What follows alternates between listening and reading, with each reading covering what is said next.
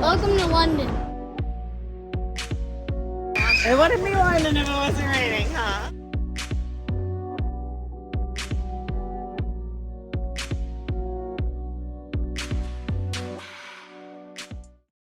Ciao ragazzi, bentornati. We've been here for almost 2 years now, and we've been to many places where the people speak different languages. But ever since we've been traveling, my kids have been asking to go to a place where they speak English. Even though in these big international cities they do speak English. Well, in this episode, we take them back to their comfort zone. We visit a place where they can converse with the locals fluently, London, England.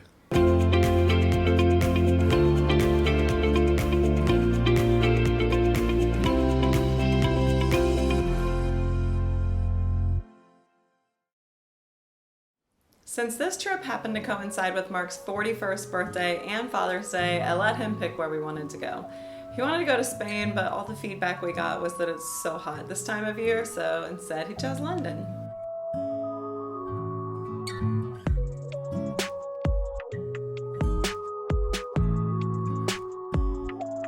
In England, they speak the Queen's English, but everyone sounds like Peppa Pig. Mind the gap between the train and the platform. I'm not British, mate. Would you fancy a tea and a biscuit? A bit dodgy, ain't it, Ruv? Mummy Pig, can we go to the Ferris wheel? The last time we were in London was in 2008 for our 1-year anniversary.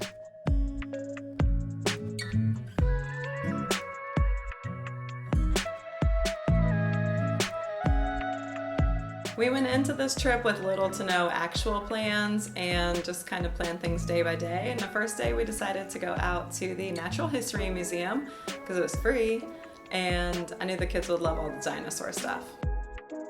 At the Natural History Museum, I really like the dinosaur fossils. Especially the Diplodocus one. This is Bippy, my favorite dinosaur. I like the dinosaur exhibits at the Natural History Museum.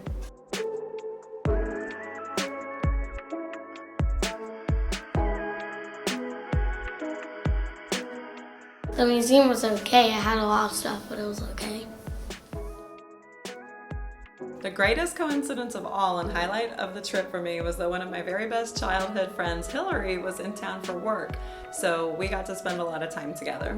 The eye is the big best view in London.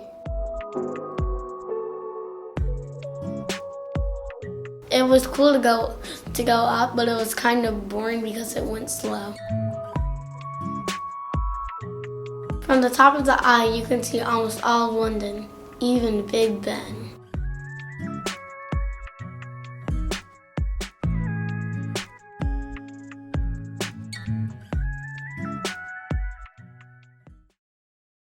Apparently soccer is popular in England. One of the things I wanted to do while here in Europe was visit a bunch of soccer stadiums, especially the popular ones. Now, London has a bunch of soccer teams, and one of their most famous ones is Chelsea CFC. Wait, what? They call it football there? Chelsea Football Club plays at a stadium called Stamford Bridge. Stamford Bridge wasn't as modern as the Emirates, where Arsenal plays, or Tottenham's new stadium, but it did have a small retro feel like a Wrigley Field or Dodger Stadium. The club's amenities, like the locker room, was world class.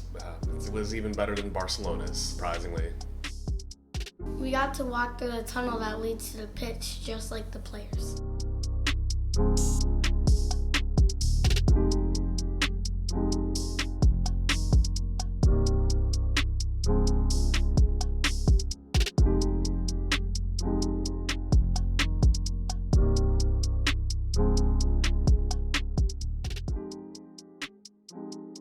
We were lucky to also visit another friend there from our University of Kentucky days, Jen, who also showed us around close to maybe 14 years ago. But this time we both have families now, and she showed us around parts of London that most of the tourists wouldn't go to. She took us to the Camden Market kind of area, which was awesome. It did start raining in typical London fashion, but it was almost nice that way.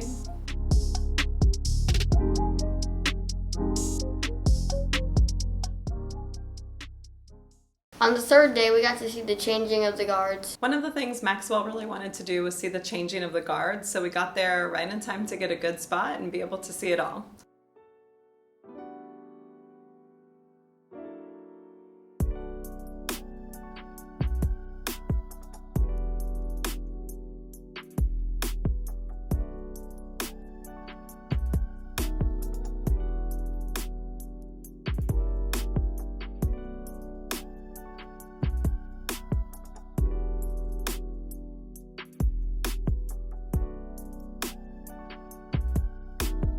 It was fun at first, and then it got very boring. We didn't stay for the whole thing. I wasn't aware that it was like 45 minutes to an hour, but we got the gist of it.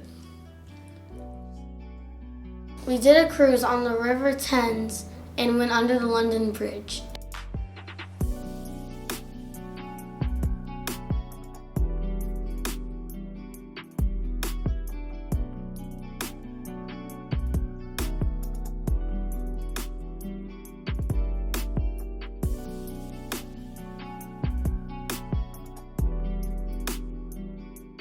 Then we went under the Tower Bridge, which was a lot better. In my opinion, the Tower Bridge was better.